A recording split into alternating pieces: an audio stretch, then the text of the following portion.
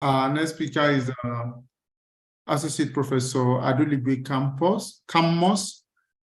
Please, sir, can you unmute yourself? Yeah. Okay, good. Associate Professor Aduligbe Campos. Okay, good. So I've been able to put the meeting on YouTube for those who are unable to join.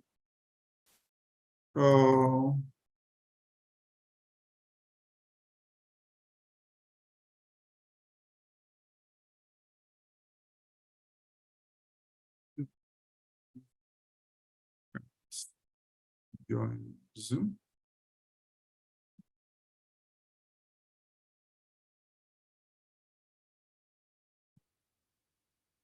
So we can see your slide. I'll start the recording now. Let me, please, Professor, can you put on your video? Is that okay? I can't, I'm trying to look for you in the chat.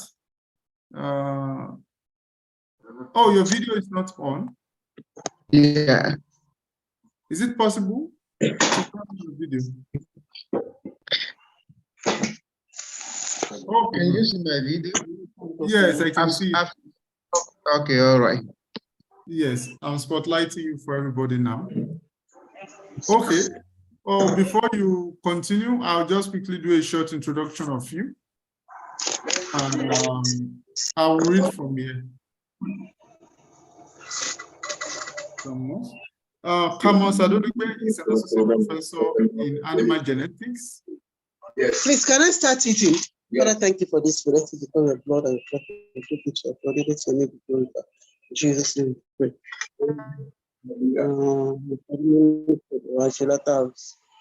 Sorry, who is speaking? You must learn to do what you are supposed to, not what to do that.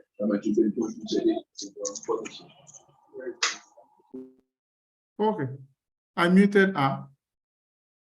Sorry. So I'm going to continue with the recording. I welcome all of us once again to this meeting. Campos Aduligbe is an associate professor in animal genetics and molecular biology and genomics of the Department of Animal Production and Health, University of Abomey, Calavi in Benin Republic.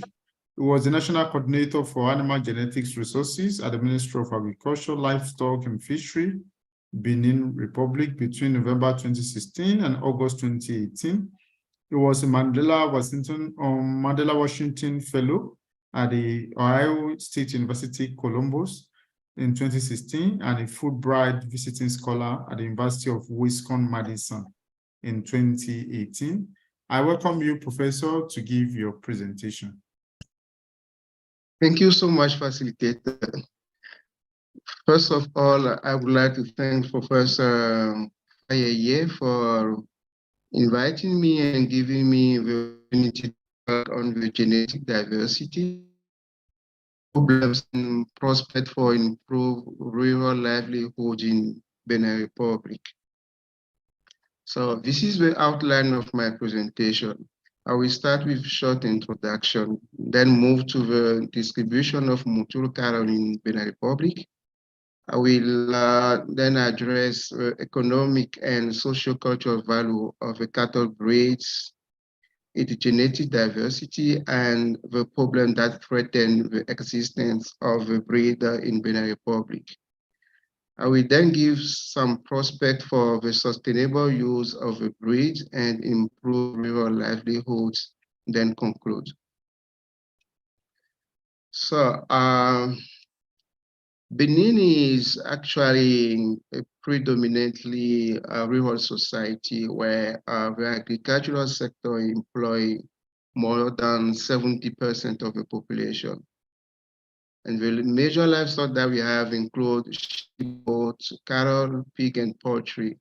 But cattle actually provides about 80% of animal protein that is consumed by the people. The most common cattle breed that we have include Muturu, Somba, Borgo, which is actually a crossbred between Muturu and Zebu cattle.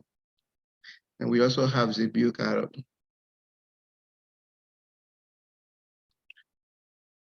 The Muturu cattle can be seen in the southern part of the country, particularly in 6 departments, including Plateau, Weme, Atlantic, Kufo, Mono, and Zoo. But according to the work that we have done recently, the Muturu cattle are actually concentrated in the Weme region, which is actually very close to the east of Nigeria. So why are the custodian of the breed are keeping the Muturu cattle in Benin Republic? Is particularly because they believe that it has some spiritual value, and the Muturu is used has a prestige and also for dairy purposes. They also sometimes use it for pulling or towing, and it serves as a means for diversifying their source of income and making savings that will be used for occasional needs. It is also believed that the milk of the Muturu cattle has a medicinal value to humans and high butter fat content. And the quality of the meat is well appreciated by the consumers.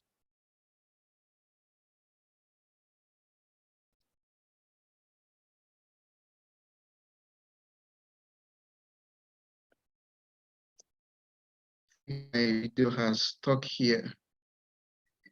Can you hear me there? Yes, we can hear you, Prof. We can hear you. We can hear you. Okay, it seems I'm having issue with my video. It's stuck. I cannot move the slide. Okay. Please give me a few seconds to fix that issue. No problem.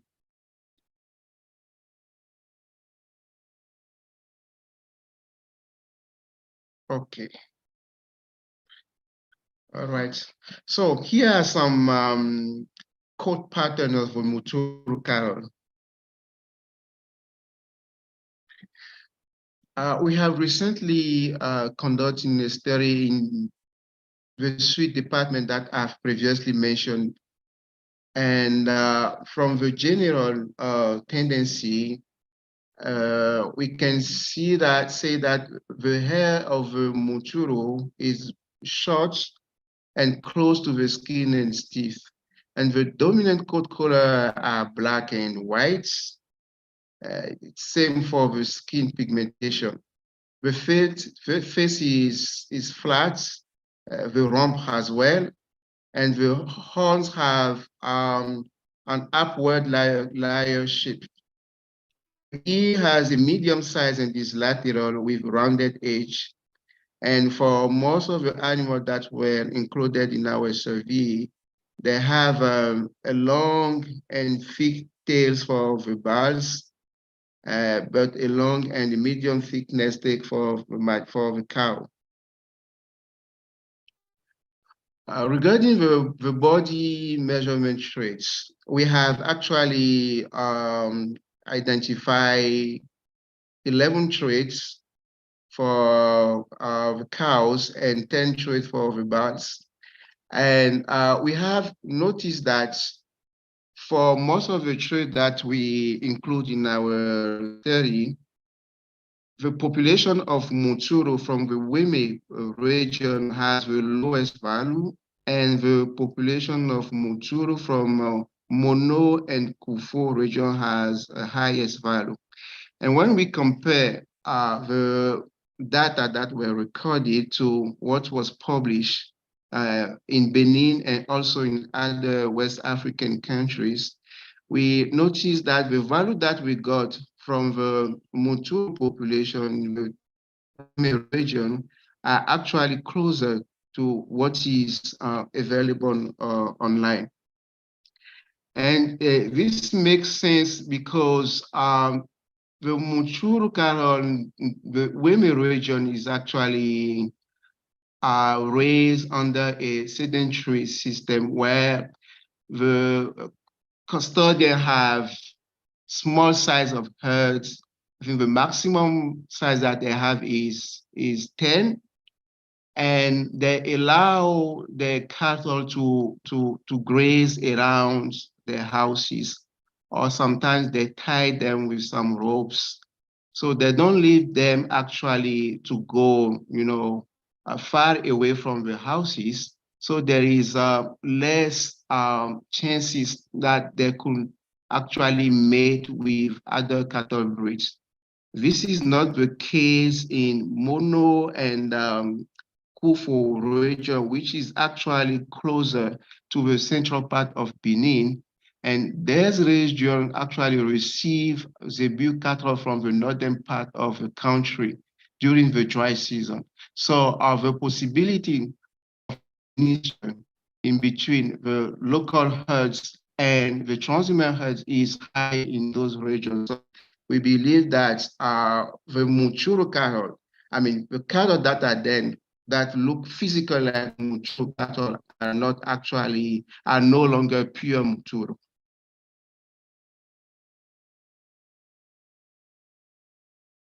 So what are the key challenges that threaten the existence of Muturu cattle? The number one is the indiscriminate crossbreeding with the zebu cattle. Because the farmers actually want to increase the size, the body size of the animal. This is actually driven by the market demands, because in Benin, the live animal prices is fixed based on the physical appearance of the animal. So therefore, the larger body size animal actually easily sold and are more expensive. So for farmers to make more profit, they want to have larger body size animals. That's why, although they acknowledge the advantage of Muturu cattle, they are still willing, to crossbreed with them with the zebu cattle.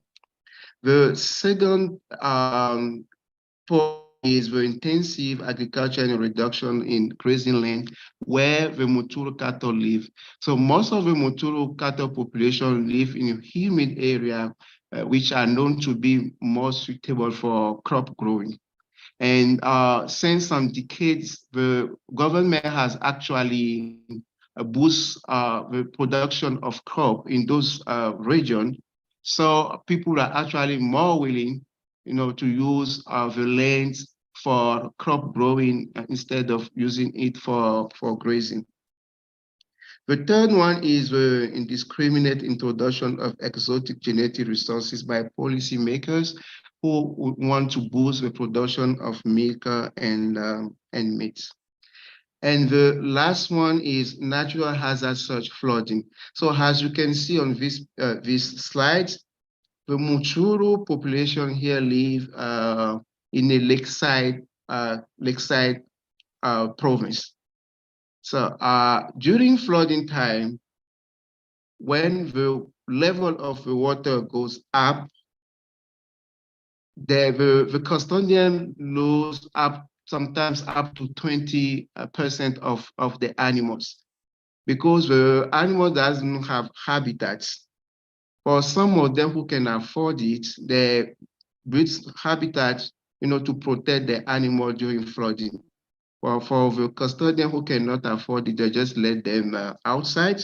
So during the flood time, they lost most of the animals, particularly the bulls and the young animals, because by staying in the water for a long time, their reproductive organs got infected. So when the water withdraw, some animal got sick and the custodian lost the animals. So what can we do to promote the sustainable use of Muturu cattle and improve the rural livelihood in Benin? What have we been done so far? in Benin, the government has actually established a conservation range for the sustainable use and conservation of Muturu cattle. And I myself, when I was coordinator for animal genetic resources, I have established a Muturu Cattle Breeder Association. But for now, we haven't complete yet the registration process. So it is important that we finalize the registration of the Muturu Cattle Breeder Association. And it is also important for us to better understand the genotype by environment interaction to match appropriate genotype of Muturu cattle to the production system. We need to establish an effective way for the management of the Muturu cattle based on pedigrees recording and administrative documentation, which will allow for estimation of the level of inbreeding and help keep track of the breed and monitor the relevant traits. In this regard, traditional owners, farmers group, and breed associations should be capacitated, supported, and encouraged to apply the state-of-the-art technologies in record keeping, feeding, breeding, and general farm management.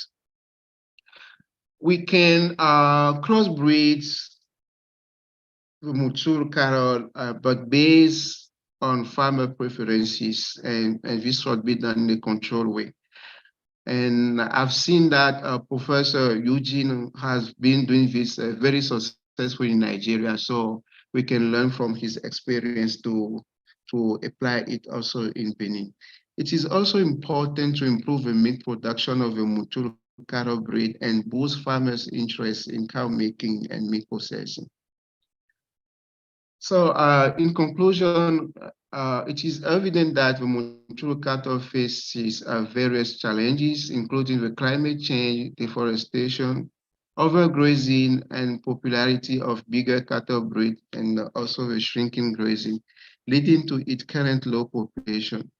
The sustainable use of this breed based on community-based breeding program with improved management practices is become urgent. But given the limited financial support for animal agriculture in Benin, a collaborative effort involving the national government, the local communities, the research institution, academia, non-governmental organizations to help put in place appropriate in situ and ex situ conservation strategies. Finally, we need to do molecular characterization of the Muturu to document and promote the adaptive trait of a breed, as well as niche markets, and to help guarantee the long-term survival of the Muturu cattle. Thank you for accommodating my bad English.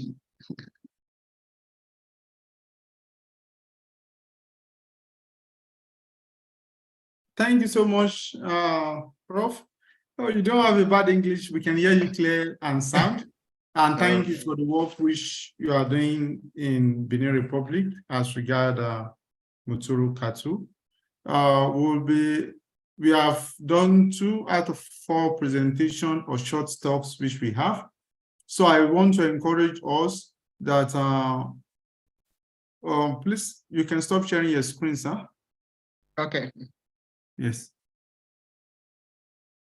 So I want to encourage us to write our questions down, to use the Q&A functions, or to start typing and composing them, and we'll be glad to have our question.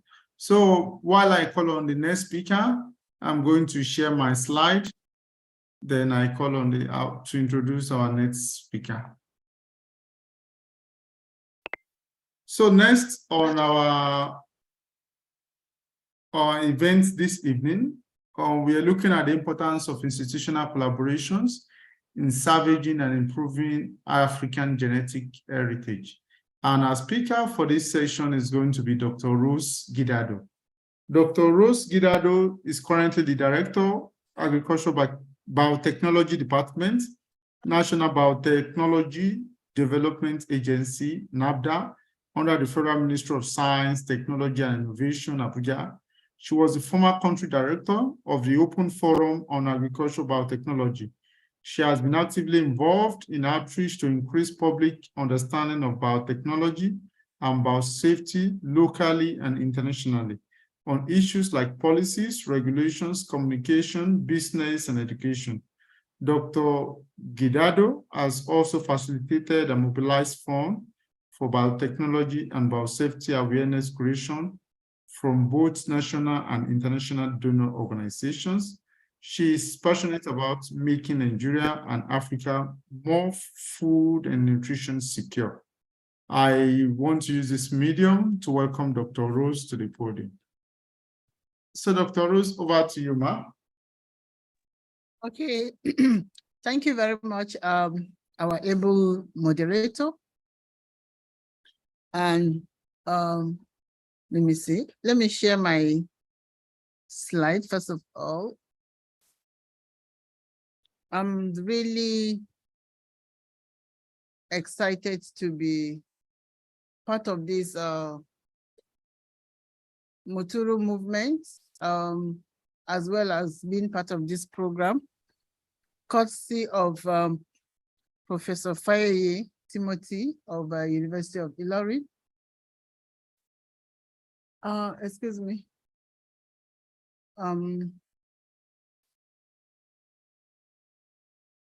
Sorry, I don't know. Am I able to share my slide? No, Professor, you're sharing your WhatsApp. Oh, it's taking me somewhere. Has it gone off the WhatsApp? No. No, it has not.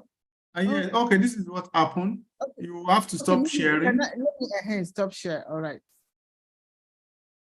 I'm looking for where the presentation is. Yeah, I think it's here. Yeah. Okay, good. Okay, the presentation is on now. Okay, let me. Yes. All right. Okay, perfect. So I'm actually here courtesy of Professor Fayeye Timothy of the University of Ilorin. I'm excited to be part of this presentation as well as part of this Muturu movement. I think before now, I never knew we have a breed of cattle called Muturu. And I'm happy that it's a West African, breed.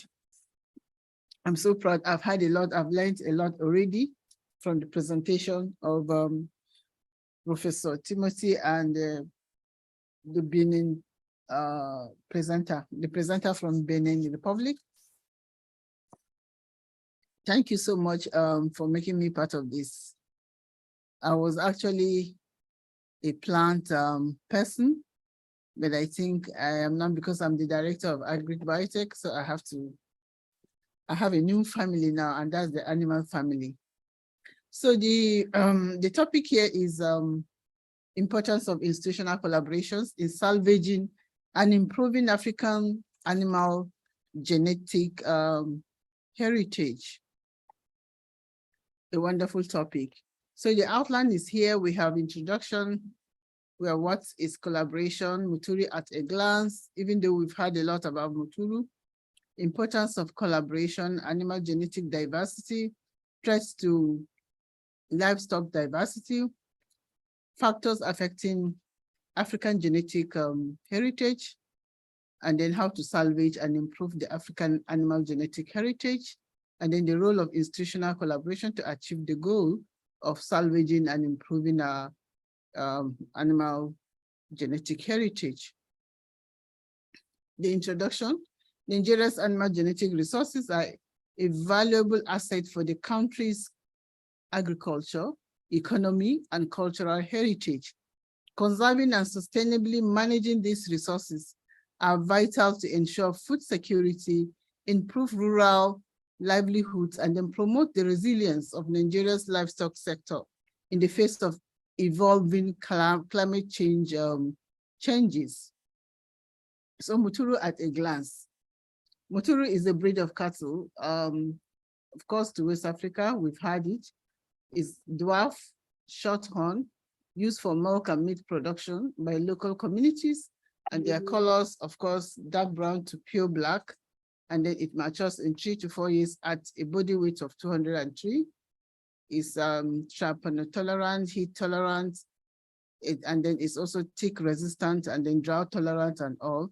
It's a unique adaptive landscape of indigenous cattle. And so institutional collaboration, let's look at institutional collaboration. And to fully understand the benefits of collaboration, we first need to understand what collaboration means in the workplace. It's a simple concept. Collaboration is when a team works together, combining skills and expertise to reach business goals. Institutional collaboration in animal genetic resources is vital to ensure the long-term viability and resistance of livestock populations, supporting food security, and then promoting sustainable agriculture. It harnesses collective expertise and resources to address challenges and opportunities in this critical area of agricultural biodiversity. And then the benefits of institutional collaboration, these are the benefits. We have networking, we have cooperation or alliance, from partners, and then coordination or partnership, and then coalition, of course. The collaboration is also there.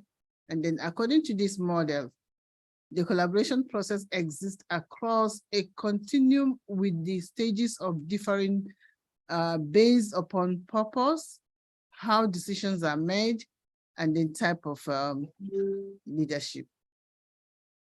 The importance of collaboration, it improves teamwork, of course, and it makes problem solving easier. Yeah, leads to more innovation, as the group, of course, come together, cooperating and working together, more innovations come. The brain gets charged, of course, and brings out more, more innovations. So, and then it increases success. Collective efforts, of course, they are identified with success increment, and then it improves communication through listening and learning from the team members, and then improves the efficiency of the processes used in solving problems. Salvage. This simply means to collect or rescue something, looking at salvage. Then let's get to genetics. Genetics is the scientific study of genes and heredity, of how certain qualities or traits are passed from parents to offspring as a result of changes in the DNA sequence. Then the African genetics is so distinct and special. And for this reason, folding our arms, our hands, and not doing anything to salvage and improve it will ruin it. The diversity of animal genetic resources includes diversity of species, breeds within breed level. There are 8,800 different breeds of birds and mammals within 38 species that are currently used for food and agriculture. So the big five amongst the above mentioned are cattle, sheep, goats, poultry, and then swine. So despite the importance of African genetic heritage resources, diversity has been continually decreasing over time. Factors affecting the African genetic heritage, we have indiscriminate cross-breeding, introduction and increase in the uses of exotic breeds, lack of grazing land, which all have been mentioned, disease and how they are managed, inbreeding, and then migration from countryside, changes in consumers and retailers and their demanding habits, mechanization, value of locally adopted breeds not appreciated, and then climate change issues, challenges, and so on, lack of infrastructure, especially around the African countries, especially the West African region, aging farmers, and then lack of interest among young generation. The greatest of the threats to African genetic heritage is large-scale commercial production systems to maintain only high output breeds. So how to salvage and improve the African animal genetic heritage? So conservation programs are required to remedy the situation. And this may include in situ conservation with living animals, and then ex situ conservation or cryo conservation involving the freezing of animal genetic materials. How to improve our animal genetic, avoid indiscriminate breeding, improve on our management practices, and then use a holistic approach by developing an animal breeding policy document that will serve as a guide to help the livestock sector with the major aim of salvaging and then improving the genetic heritage. So now we've now come to the role of institutional collaboration to achieve the goal of salvaging and improving our genetic heritage. Of course, I think it's been mentioned before, to improve our communication and then promote and then support research and development, especially African genetic resource management and conservation, and then working as a team to provide and sensitize stakeholders using different mediums, and then identify areas we can bring to the table as collaborators in our individual strength. I think that can help a lot. And then to ensure that stakeholders meetings are organized for a regular review of important steps, and then strategies aimed at achieving the desired goals as it relates to the subject matter, like this meeting we're having now. Very informative. And then let's look at the impacts. What are the impacts of institutional collaborations in the area of conservation efforts? It establishes and supports conservation programs focused on preserving endangered breeds native to Africa and in West Africa, I think in particular. Establishment of gene banks and then breeding programs and then habitat preservation. All these actually are part of the impacts. In the area of research and data sharing, institutions can collaborate, institutions and collaborations research projects to better understand African animal genetics.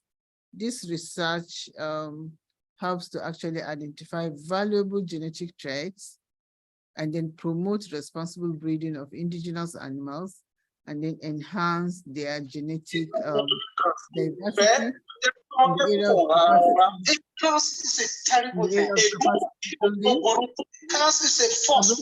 collaborative efforts can actually provide training and resources to local communities in Africa for effective animal genetic management and conservation, which helps to develop expertise, bring needed infrastructure. Policy advocacy.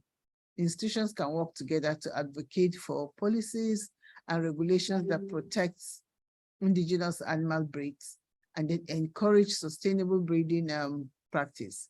So this involves lobbying government and the international organizations for support. And then another impact in the area of genetic improvement programs. Collaboration can design and implement genetic improvement programs that aim to enhance the productivity and then resilience of African livestock and then wildlife species, thereby benefiting local communities, local economies, and then biodiversity. So community engagement is also essential to engaging local communities in these collaborations to ensure that conservation efforts are in alignment with the needs and practices of the people living alongside these animals, promoting cultural preservation and the sustainable livelihood. In the area of international support, collaborative institutions can actually seek international partnership together and then funding to support their efforts, raising awareness and then resources for African animal genetic conservation. Resources can actually help a lot. Monitoring systems, establishing monitoring systems to track the genetic health and population trends of African animals is actually very important. Institutions can collaborate on these efforts to ensure the success and adaptability of conservation strategies. This is the conclusion. Institutional collaborations can actually bring expertise to cap it up, and then resources, advocacy to salvage and improve African animal genetic heritage. So these efforts are crucial for preserving biodiversity, supporting local communities, sustainable development, and then in Africa, also bringing about sustainable development in Africa. So salvaging and improving the African genetic heritage is a very important task before all of us. Working together as a team will make it easier. The more we are together, the better and faster we can achieve our goals. Is the sure and easy way forward. Once again, I extend my deepest gratitude to Muturu Cattle Research Network for this opportunity, and I look forward to our collective efforts in salvaging and improving the African and the West African animal genetic heritage through institutional collaboration. So thank you all of you for listening, and thank you for your partnership.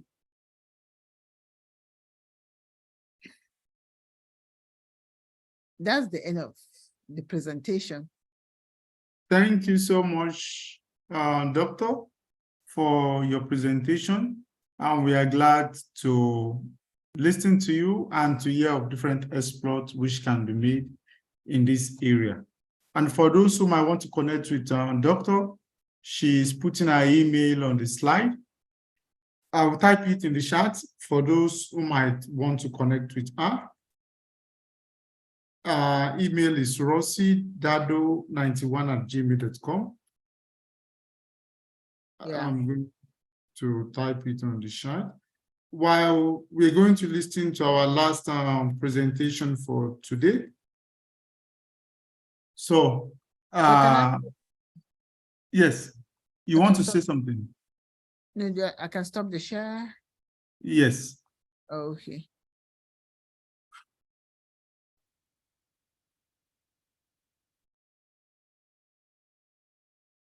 Okay, I'll share my screen now. So we'll soon be in a question and answer.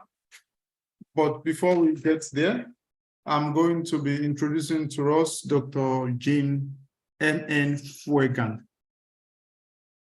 He's an associate research professor. Oh, doctor, I want to confirm if you are already on the Zoom.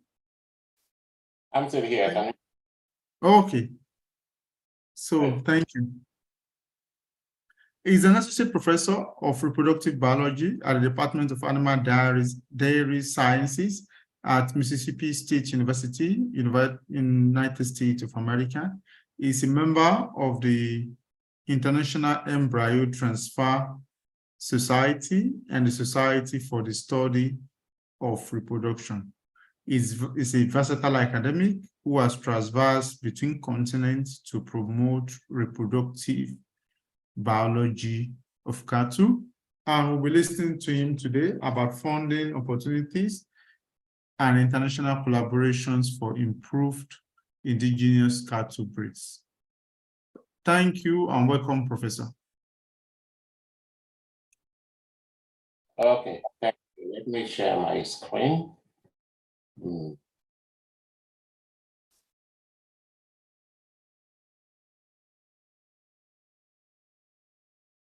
Ms. Ufoma, we will get back to you once it is time for question. I want to make sure I'm sharing the right one.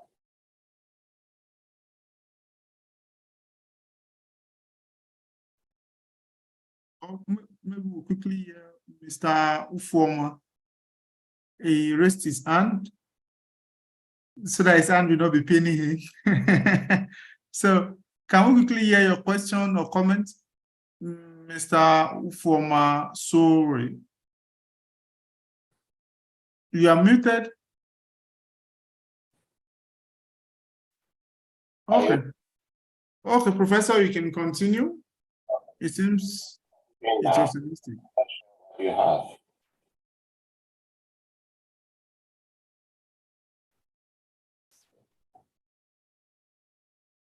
Okay, see my screen? Yes. Excellent. Okay, just a moment to.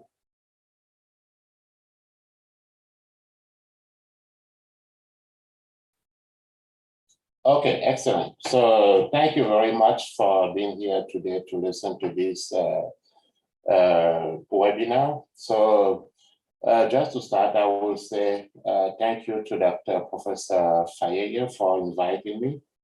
Actually, to be honest, when I received his email, I thought it was a joke or spam. I was not willing to respond right away. And finally, I said, why not? And one that spoke with him, I was really happy to know that it was true. And on my side, I'm really happy to be here today with you to see what you are trying to develop, and I really appreciate that. Even being here in the US, I'm from Cameroon originally, and of course we are all neighbors, and that's why I was really interested to be part of this. Can you still hear me, please? Yes, we can hear you. So before starting on these funding opportunities and international collaboration, I wanted to make sure that we are all on the same page talking about the Muturu Charter, to make sure that myself also clearly understand it, because we are used to the Holstein and all those European species. Most of the things I will be talking here will be probably, we already listened to those on the previous presentation, but I will just go over them quickly to make sure that we are still on the same page. Of course, when we want to develop collaboration to find funding, because all these go together, one thing that you have to make sure that you are doing the right research, which is in accordance with your area of expertise. This means you should have your expertise resumed in a CV. So that have to be clear. You should not lie to yourself. And that's really important. And the second, you have, based on your area of expertise, you have to do what you want to do. In this case here, we are focusing on the Muturu Charter, which is already a good narrowing process, so that we don't have to extend too much to others. And of course, focusing on the Muturu Charter, it's important to know what we really want to do based on your area of expertise. Do you want to focus on genetic improvement, on health, or production or reproduction? That's a really important things. Once you already define your area of expertise, your intervention, then you have to develop an innovative research idea that will respond to the priority of people. That's really important. You don't want to do research on something that does not interest anybody. And of course, that way you won't have any funding, you won't have any effective international collaboration or even local collaboration, because there's nobody doing that. You don't want that. And then what the rationale of doing what you want? Why are you doing this? You are doing that to respond to a question. What is the question?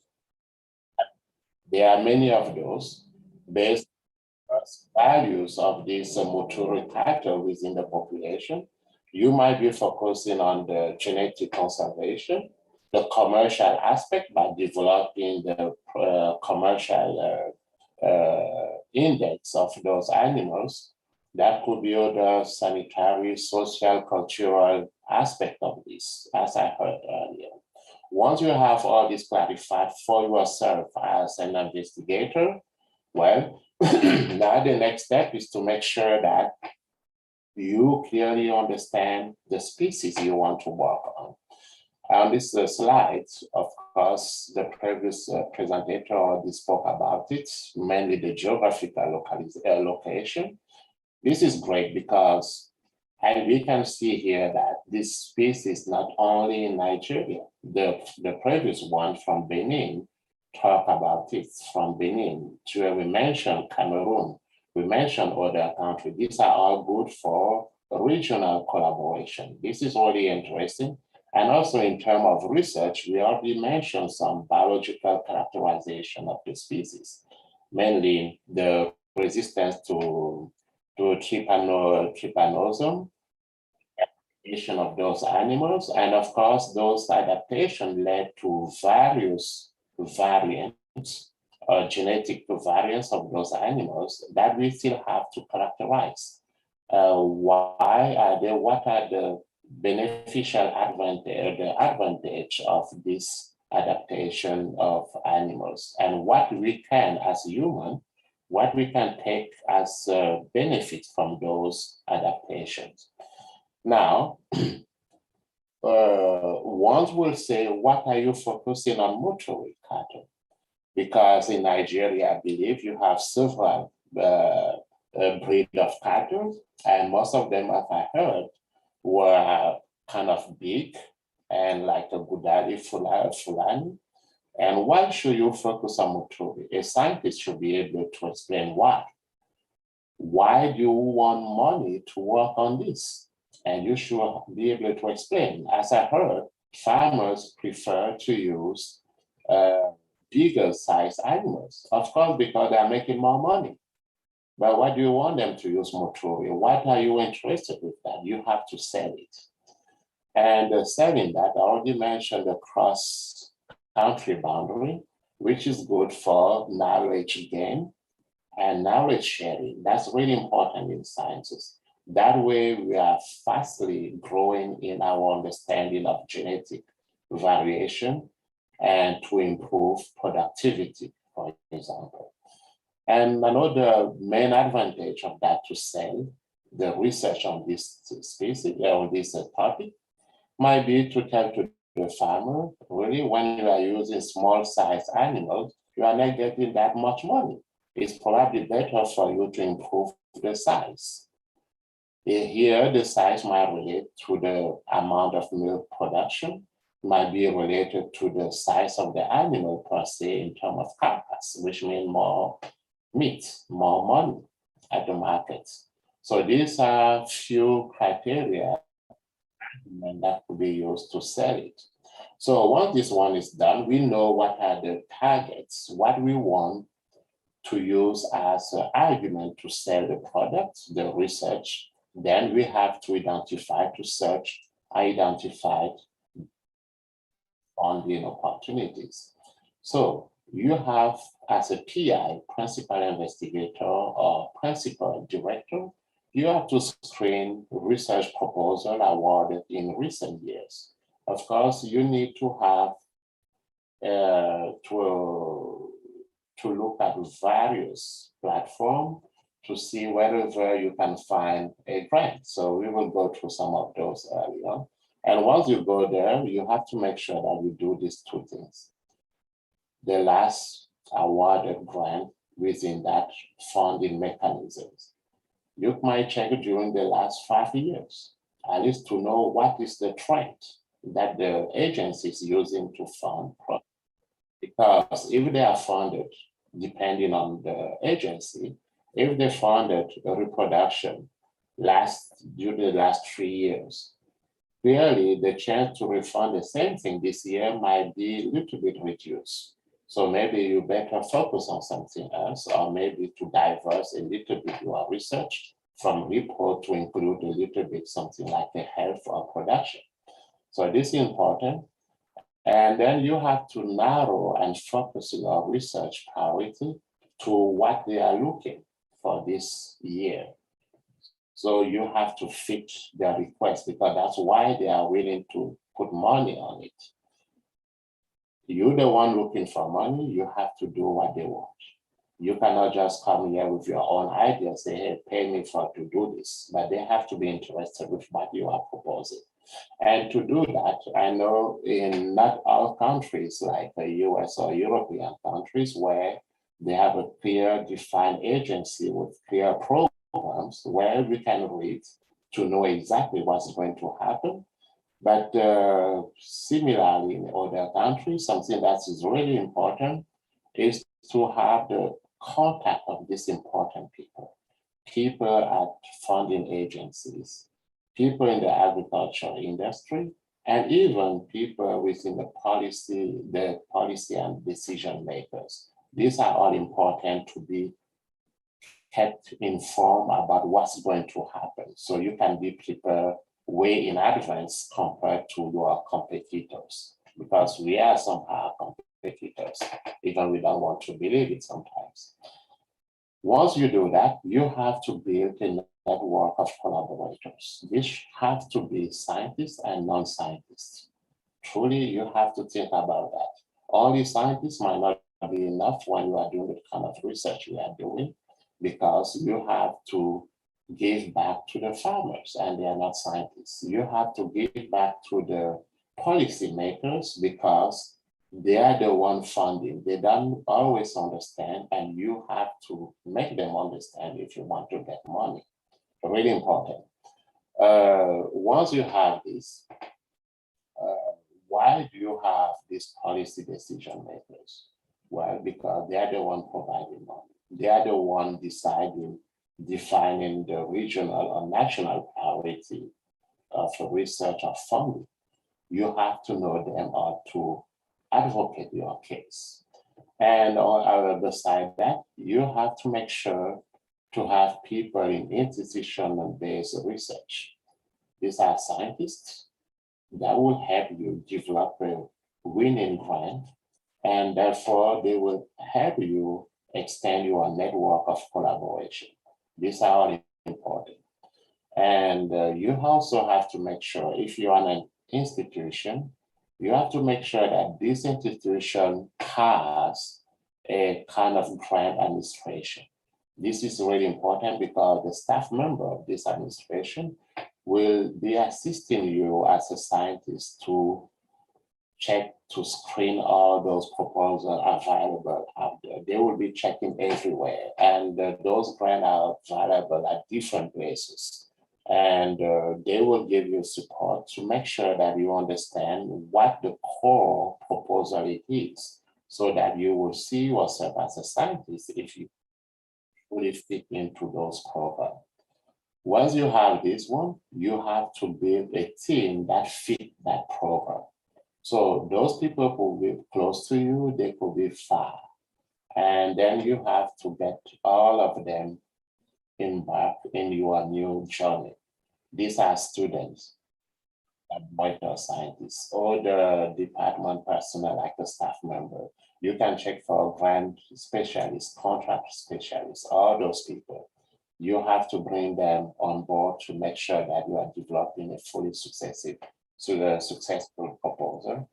And while you are doing that, you have to make sure that you are checking the eligibility of everyone, the proposal, the institution, and yourself. If the proposal is open to young scientists, if you're a senior, well, you are not qualified. So don't waste your time. Or if you have to provide that proposal to younger scientists. The key dates, do they need a letter of intent? You have to let them know if you want to, that you want to write a proposal. You have to remember the submission deadline. You don't prepare your grant few days before, long time before, and you submit it on time. What it says is really important, the duration. You have to know how much money they are providing. If they are providing $1,000, they are preparing a grant of $2,000. Guess what? You want to be selected. Clearly. So by works, if you are having partners, really important. Funding, you can find them at different level. And when it comes to Muturu, they are not too much. It's not a well-known breed. So you should be looking at local, state, and national agency to fund your project. At this stage, I would think. Looking at local farmers, it could be farmers, individuals, cooperatives, and so on. People that are truly interested into the Muturu pattern, or you can convince them easily because they live with them. There are some state legislators, they might be interested. There are some cooperative agriculture industry. I found in Nigeria several of them, like the Nagari group, that could be one to be contacted. I also found at the national level, the PET fund, which could be also contacted to provide some research or educational funding. And the federal agency like that also could be one of those funding agencies. So then you can even go now with the preliminary data, you can go a little bit further. Then looking at the regional level by working with people like in Cameroon, like in Benin, for example, to get something more consistent to be funded by regional or continental administration like the AU. You can look for other countries like USA, Europe, international organization. They are always willing to support this kind of study. Again, depend on what you are willing to say. Philanthropic organization.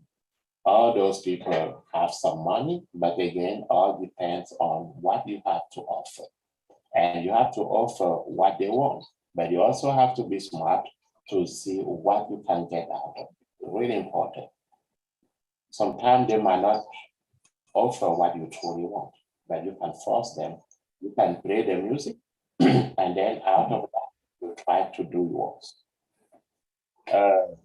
International collaboration, that could be done with institution-based research.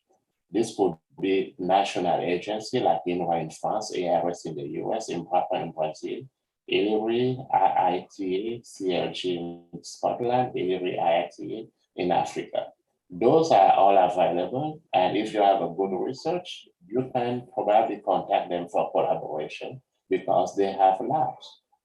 Academic-based, these are mostly universities. In this case, we always like to do North-South collaboration, like Europe versus Africa, Africa versus US. But I think it's also important to value South-South collaboration, like Nigeria, Cameroon, Nigeria, Benin, and so on, because we are in order. This is really important. And of course, nothing could prevent us to make South-South collaboration, and then we add a Northern in to make sure that we are working in the right way. And of course, when you do all this, there are some prerequisites. You need to establish some team agreement, MOU, MOA, MTA, NDA, non-disclosure agreement.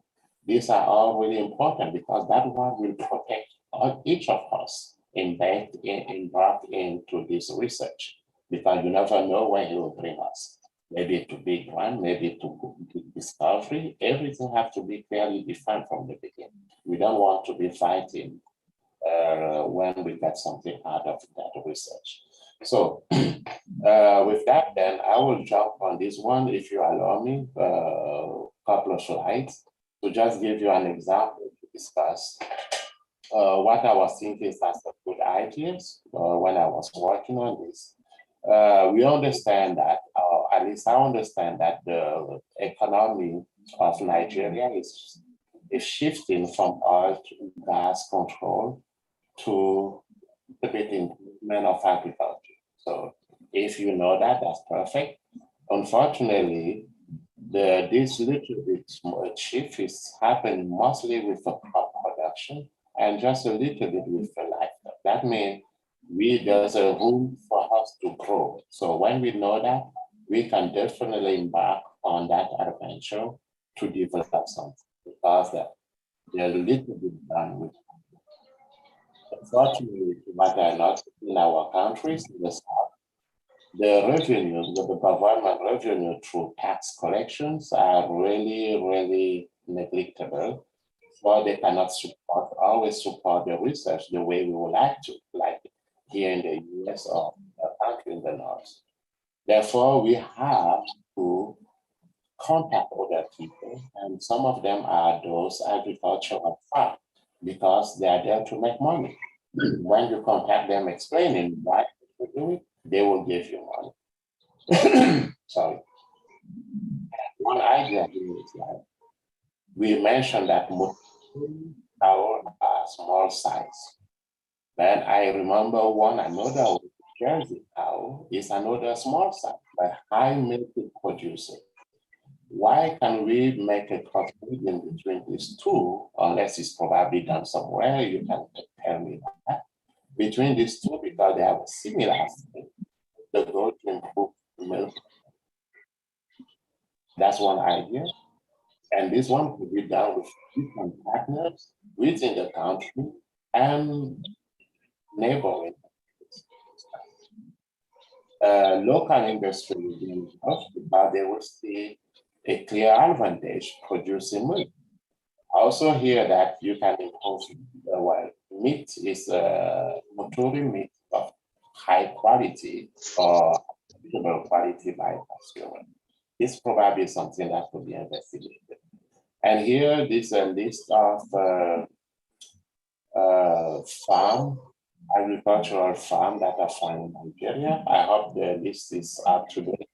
And I hope this morning, I think they will be willing to share some. Like I saw here, Obasanjo is making about $40,000 per day.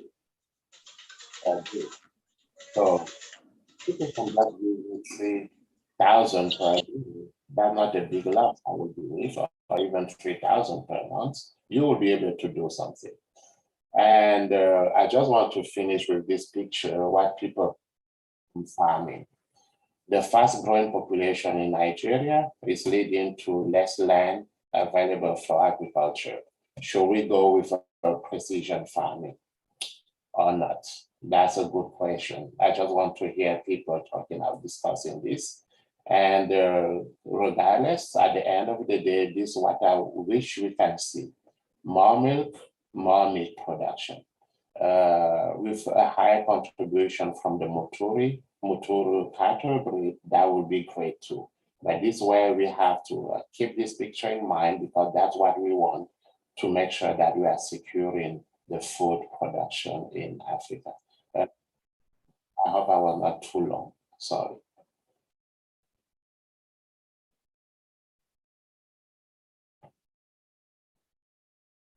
Is anybody there? Yes, we can hear you. Thank you so much. I wanted to see your last slide before I jump in. Yes, Jean, thank you. Well done. Thank you so much. We're very grateful for this exposition or expository presentation on where we can find different kind of opportunities for funding for this kind of activities. Thank you. Professor Fayeye, before we ask our questions, we have taken a lot of time, but before then, Professor will quickly introduce to us the Muturu Cattle Network. Okay, and I'm going to share the slide from here. So we're not going to take more time again. So let's go straight to Professor's presentation. Thank you very much, Alex. Thank you for bringing me back. We are all conversant because we are here this evening on the platform of Muturu Cattle Research Network. And what we are seeing now is one of the mandates of this network. And presently, we have about 74 scientists in different research stations, academic institutions of higher learning in Nigeria, in Benin Republic, Ghana, and some individuals outside Africa. And as far as I know, Muturu Cattle Research Network is probably the largest species-based research network in Sub-Saharan Africa. And this is very exciting to me. And for those of us who may not know what we stand for, I just feel that I should use this opportunity to tell us a little about our mission.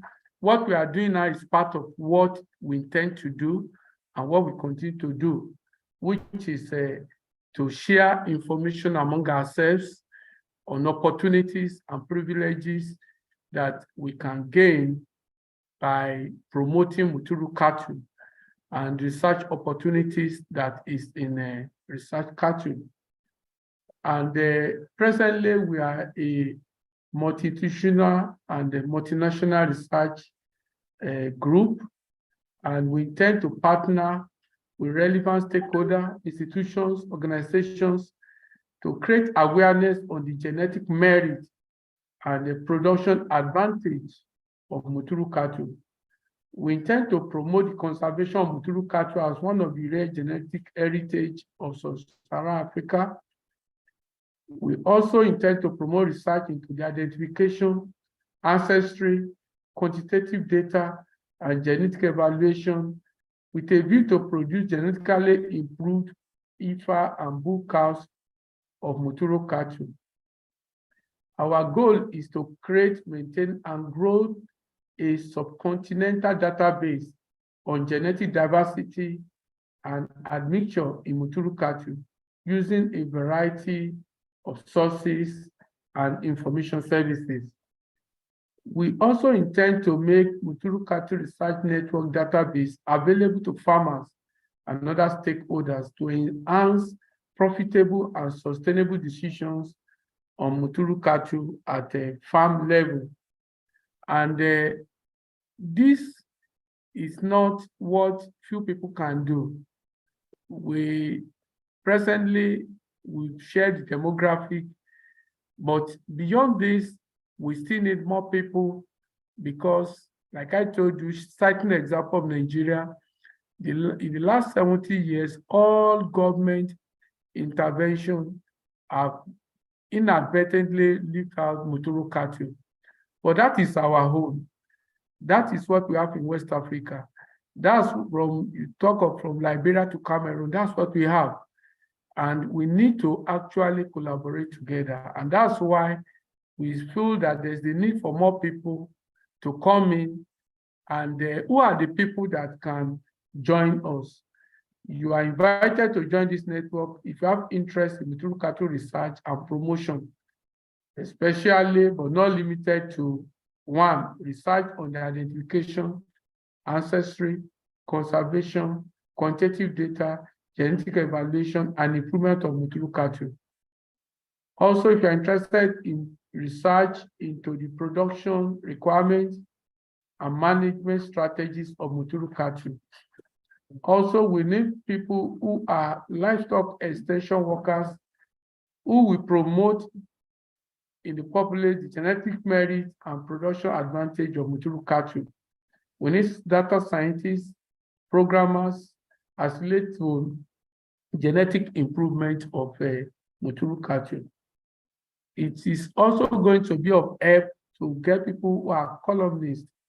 You are a social media influencer and lobbyists in livestock conservation and improvement, because we, like I said, we have been behind for such a long while on promoting the Muturu cattle, and we need concerted effort, passionate people who can work together from different fronts, people who are livestock nutritionists, livestock housing management, people in genetic and molecular genetics, animal breeders in different fronts, and people who are in extension workers, people who are very good with writing publications to just ensure that we get attention of the relevant stakeholder in promoting the Muturu cattle.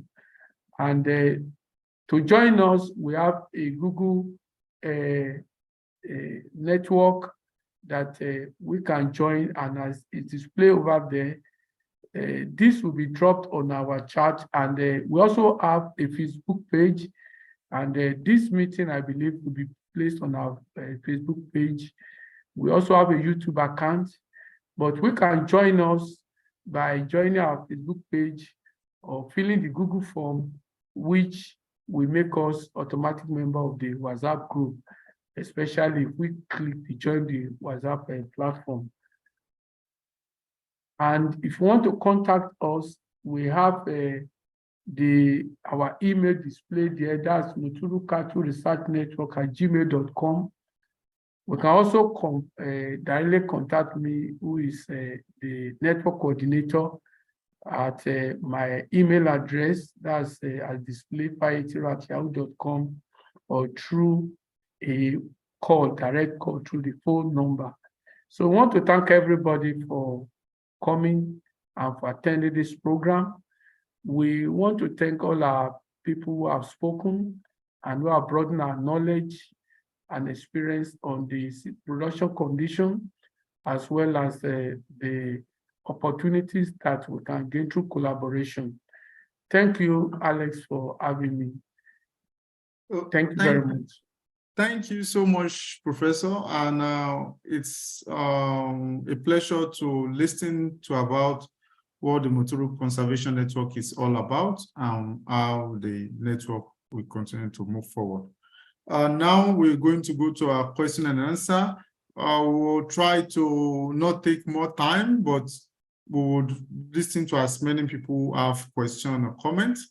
So, and I'm going to spotlight all our speakers so that they can answer the question as fast as possible. And just before we start the question, I'm going to start a poll. So you will see a poll question on your screen. You can try to attend to it. It's as you can pick as many options as you want. I want to make, okay, please, our speakers, can you please turn on your video so that I can spotlight you while we wait for the questions?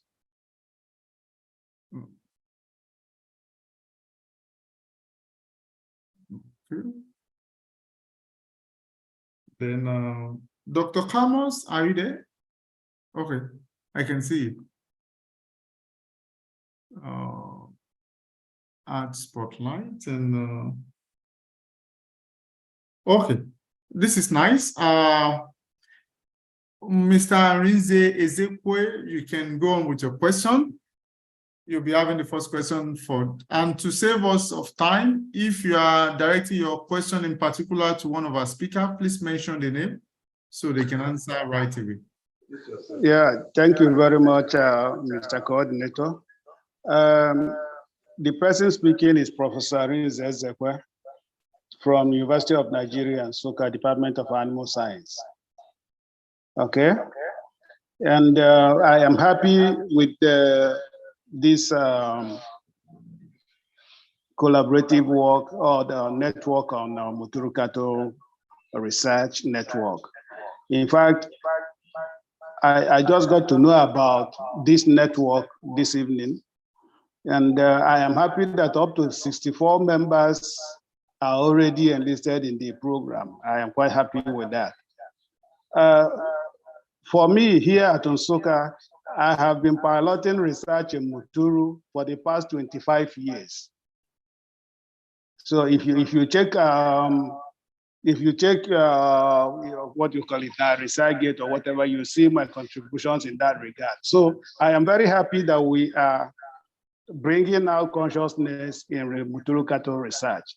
That would be a wonderful thing if we can sustain this tempo.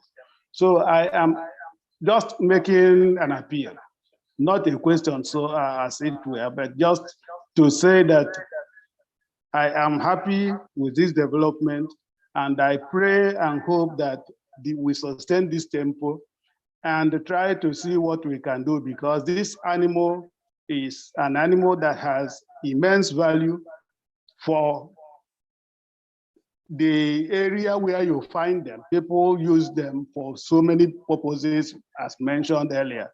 So, but we know that the animal is going into extinction. And if anything, if we can now ramp up research to see how we can stabilize the animal and enhance the population, that would be very wonderful. So I want to commend you for bringing this up, and I hope that as time goes on, we'll get to know each other more and then see how areas we can collaborate more effectively in this network. Thank you very much. I like this opportunity. Thank you. Thank you so much, Prof. I feel like clapping.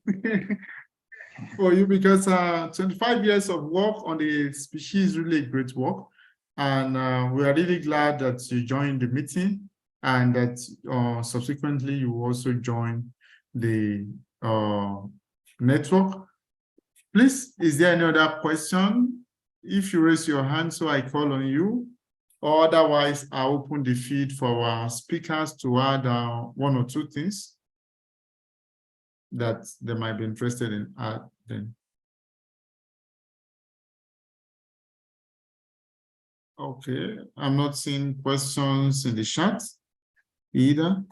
Okay, maybe I switch to our speakers, maybe in 1 minute. Okay, somebody's putting the concern.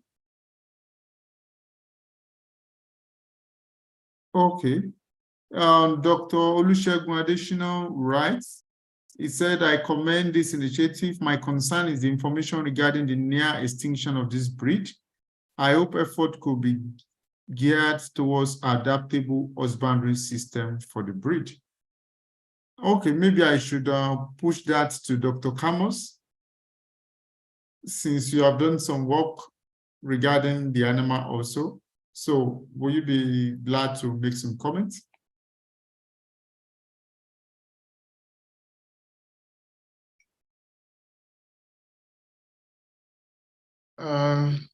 Chair Moderator, do you want me to? Yes, you can react to it. Okay, I think Dr. Olusegun is hoping that effort could be got to an adaptable husbandry system for the breed. Yeah, I think this is possible. You know, what I've mentioned before that we need to find, what could add value to the breeding of the rearing of that particular breed so that the farmer could be more, interested in keeping the breed. Actually, from the work we have done, it seemed that the interest lay more on the social cultural value of the breeds. The farmer who kept the breed actually are keeping it mostly because of the social, cultural, and spiritual value that the breed has for them. Otherwise, they would like to have breed with a larger body size and breed that could give more milk. So I think that if we can work on the Muturu cattle so that we can improve his size and also the milk production, we will be able to, conserve it. Okay, thank you so much. Professor Nadine, please unmute, sir. Professor Fuegang, I see you. Yes, please unmute. Okay, can you hear me? Yes, I can hear you, sir. Fuegang. Okay, not Fuegang. Fuegang. Okay, Fuegang, okay. To the question, I think we mentioned a lot about extension of the species. Also, on the first presentation, I noticed about 0.84% of the Nigerian population were the Muturu, which is really, really low. So given all the advantages that we mentioned earlier, so I would think one of the first action to be taken should be to save the species by improving reproduction performance of those. We need to multiply them without focusing on any specific trait. So we have to find those strategies, even using in situ or ex situ conservation approach. So I don't know what's the extent of using ARTs, assisted reproduction technology, on those, like artificial insemination. If it's possible to do that, I think that would be the first thing to do, to make sure that we are saving the species from extinction, doing assisted reproduction technology like insemination. That would be my first recommendation. To do that, if we have to select the males, we have to select the female for reproduction. We do that. So when we can move from 0.84% to maybe 1%, then now we can, of course, try to develop specific traits. Of course, nothing is coming first and second. If you can do both at the same time, good. But I think that would be probably one of the things to do to save the species from extinction. That was my first comment on that specific question. Okay, thank you so much. I'll quickly take the question or comment from Professor Ndubisi. Professor Ndubisi, you can unmute yourself. Okay, thank you, moderator. And I really want to also express express my opinion concerning the Muturu research. I am Professor Ndubisi Machebe, Head of the Department of Animal Science, University of Nigeria. I'm happy that my academic father already expressed his joy with regards to the Muturu research, which he has done for over 25 years. And currently, as I speak with you, we still have some heads of Muturu in our departmental farm. Of course, these animals are going into extinct if we don't actually engage in the multiplication of this animal using maybe assisted reproductive technology like the AI, just like the previous, the last speaker just mentioned. I want to know, with respect to collaboration, I want to direct my question to Dr. Rosie Guidado of NABDA. Are there opportunities, funding opportunities with NABDA that we can cash into in terms of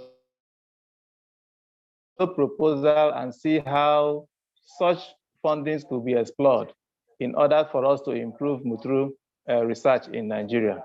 Once again, thank you very much for this network and presentations. Thank you so much.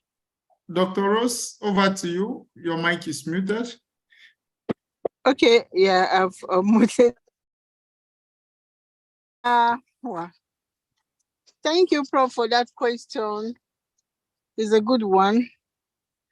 For now, there's no budget line yet for the Muturu, but I think by next year, I think that's 2024, we'll be able to add budget line for the Muturu. That's from the agency. And then the additional thing we can also do is like to partner and then look out for, funding opportunities from international, like the USDA, United States Department of Agriculture. I think there should be funding opportunities from that end, because they're very interested in animal genetics. So there, and then many others. I will look out for those and then get some funds to get working on the Muturu, so that it doesn't go into extinction. Whatever we can do, or whatever little we can do or contribute to rescue and then salvage the Muturu breed, I think will be of much importance to us. I've heard a lot about it today, that even the meat is medicinal. You know, the fact that the meat is medicinal, I think, yeah, it's something that we should not let go of it at all. And we should also go into talking about it, creating awareness. Yeah. So because many people don't really know of this breed. So that even internally within the African region or the West African sub-region, we can get funds from maybe other donors, if we have any around the West African sub-region. Can I add something on that comment, please? Yeah, also you mentioned USDA, so probably USAID too, but one of the easiest thing probably I think you should do in Abuja, you might also check the US Embassy. Because at least I can talk about what I know. I would believe most of the European Union office over there, they're always looking, always have some fun, do some project development in the country where they are. So they don't always advertise that because that's not their job. But if you go there to ask, or you check on the webpage, if possible, you give a call, email, I think at least for the US, they will respond. They have some funds. You just have to check. People don't know that. I don't know how much will be available, but you should try that. They have money, just to give you an hint there. Okay, Figan, thank you for your contribution. Thank you so much. I will contact the USDA on this, yeah. Okay, thank you so much. Okay, now I give all our speakers roughly 1 minute to say their final word. Dr. Camus, I see you have raised up your hand. I go with you first. Okay, thank you, moderator. Now, I just want to know whether Nigeria has already established a breeder association for the Muturu cattle. Okay, over to you, Professor Faye. Yeah. Okay. Thank you for that question. As far as I know, we don't have anything like that. You have a Rabbit Breeders Association, you have Cattle Breeders Association, but nothing specifically for the Muturu cattle. And you know, when you say Cattle Breeders Association, you are basically talking of the larger breed. So nothing on Muturu. Thank you. All right, I'm asking because Professor Fuegen pointed something out, during his talks. I think he said that if we want to have a funding, then we need to bring all the actors on board if we want to secure funding. So it's important that, this is just a suggestion, just like in the case of Benin, that in all of the countries that's actually, standing together, to conserve the Muturu, that we have a specific breeders association for the Muturu, because we actually need them. We actually need to prove, how much people are actually, farmers actually are interested on keeping and conserving the breed, and we cannot do this without them. And the breeder association for me is actually a good starting point. So, in Nigeria, we probably need to think about it. If you can have that, that will be very good for our project. Okay, thank you so much, Dr. Camus. Is there any final word you'd like to give? I just want to thank all the organizers of this webinar, and particularly Professor Fayeye for having this initiative, for setting up this network for the conservation of the Muturu cattle. And also, I say to him my gratitude for giving me the opportunity to talk about the work we have been doing on Muturu in Benin Republic. Thank you so much. Okay, Dr. Ross, any final words?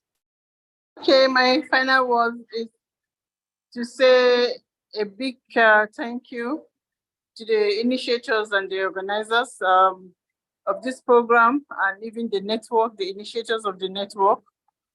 You've done so well. And for Professor Faye to bringing me, identifying me, and then bringing me on board this network. I will do my best to see that things go well the way we want. So thank you so very much. I wish us the best. I wish us the best in our endeavors. and Muturu will not go in by the grace of. Thank you so much, Ma. And that is government support we are already receiving unofficially. So thank you so much, and we're really glad. Dr. Okay, Dr. Ross. Yeah, okay, I was interrupted by a call. Okay. I think I've said it all. So thank you, and wishing us the best in this endeavor. Okay. Thank you so much, Ma. That's already government support that we're already receiving informally, and we hope to solidify it. So, Dr. Nadine, let's hear your final word. And I want to confirm if Prince Adoma is on the Zoom meeting, please kindly raise your hand so I know you're there or not. So, Doctor from the USA, your final words, sir. Are you afraid to say the name again?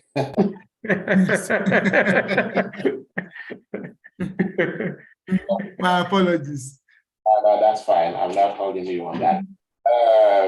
Thank you very much for Dr. Faye for contacting me to be part of this. I'm really happy to be here with you today, and also to be back to Africa and Nigeria to talk about livestock.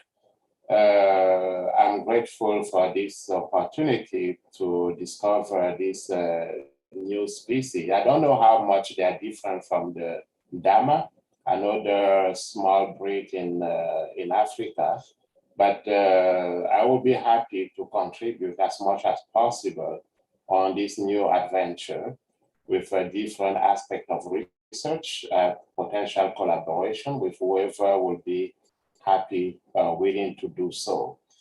And to come to one of the comments mentioned by Dr. Camus about the Muturu Cattle Association. I think it's really important to do something like this, even virtually, even on papers. You don't have to get those farmers around right away to create this, because I was preparing this presentation, I was not able to find clean data. It was sparse, or I have a problem to get those. I think with Muturu Cattle Association, that's a good opportunity to assemble all those publications, to do the statistics, and it's on the head numbers. I'm pretty sure among us there are people from universities where we can get students to go all around the places in the country to gather those information, to have a platform where we can find everything we want to know about Muturu cattle breeds. I think that would be a good way to start. And as Dr. Camus said, it will be easier that way when you are writing proposal, you can use that platform as an advocacy for your proposal. And I think it's really important. Again, thank you very much. I'm happy to contribute as much as you would like me to do, and as much as I will be able to provide. Thank you very much. Thank you so much, Professor. And we are really glad to have you and to share from your wealth of experiences. I'll quickly just make a 1 minute. So I understand many of us are academics. I just wanted to bring these statistics for our learning or for our information. From our membership form, many people are interested in the research of Muturu. About half of the people who have filled the membership form are interested in this, as well as in data science, livestock extension, which has been mentioned in this meeting, the economic benefit of Muturu, evolution, biophymatic analysis, hematology of. So this is just a snapshot of different things which our members are interested around Muturu. And this is a map of where our members are based all over the world, from Nigeria to Benin to Ghana to United States, United Kingdom, Germany. So, and now we go to the last small talk, which is the closing remark from Professor Fayeye, Timothy Rotimi. So, Professor, over to you. Thank you very much, Alex. I'm highly delighted for this particular program coming at this time. And I want to especially thank all our speakers because especially our speaker from US. I know that we're not in the same time zone, but you have created this time to be with us. I want to thank you. I want to thank you, Kamus Adoligbe and Dr. Rose Gidadu. I am very happy that you have really created the time to be part of this program. I want us to just pick something from what I said during my presentation. Government will come in, but we are the one that we start first. We start at individual level, institutional level, and as we collaborate and we work on all that we have had today, I know that it will create increased government interest in our various countries to ensure that this animal does not die. And I want us to do whatever we can to salvage this animal. This animal, we only spoke of few things we know about it, but it's a reservoir of genome that are yet untapped. And in the next 100 years, we might be looking for them. But if they go into extinction, there's no way we can recover those ones except they are stored in the gene bank. I know there's no gene bank that is functional for livestock genetic resources in sub-Saharan Africa. So if we can do our best now, in situ conservation is one of the easiest approach. Forming breed association, as we have been told today, is very, very important. So I want to encourage us, we all have a part to play at this time to ensure that this animal does not go into extinction. And I want to thank all the relevant stakeholders that are here, our speakers, and all the people that have created that to be in this program. Thank you, Alex, for a good moderation. Thank you for having me. Thank you. Thank everybody. Thank you so much, Professor. And I want to send our apologies for taking time for the meeting because it was initially scheduled for 90 minutes. So and now we are about 2 hours. We are more than 2 hours in. Thank you so much for your patience and for staying in tune with us. If you like us to take a group photograph, you can turn on your cameras and we can take a final group photograph before the Zoom meeting is closed. So let me open my snapshot. Okay, I wait for 2 minutes or 1 minute before I take the snapshot. So I'm waiting for others. And while I take the snapshot, for the people who participated in the, so I'm going to publish that's the result of the poll you can see on your screen. Many people believe it is informative, it is educative, and it is a call to action. And we thank everybody who participated in the poll, and we say thank you. So in 1 minute, I will take a picture of all of us now and share it.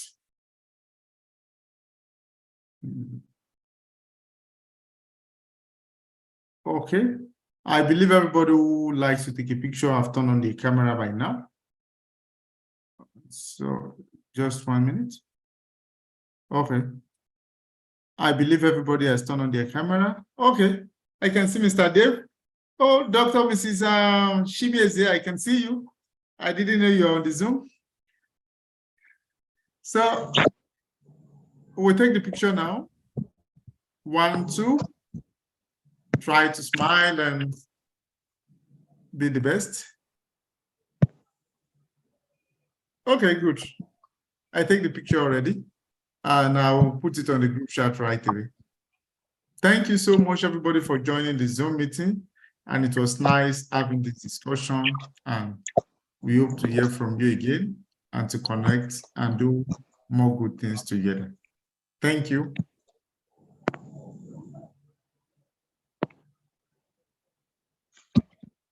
Okay.